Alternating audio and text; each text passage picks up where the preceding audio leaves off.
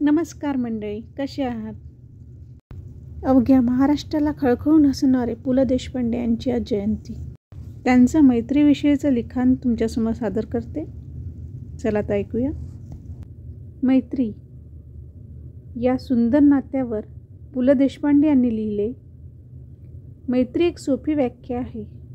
रोज आठवण यावी असं काही नाही, रोज भेट व्हावी असं काही नाही, एवढंच कशाला रोज बोलणं व्हावं असंही काहीच नाही.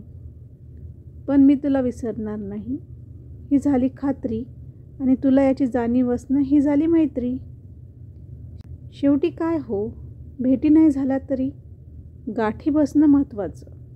ज्यांनी हे जाणलं त्यांनी माणसातलं माणूसपण जाणलं.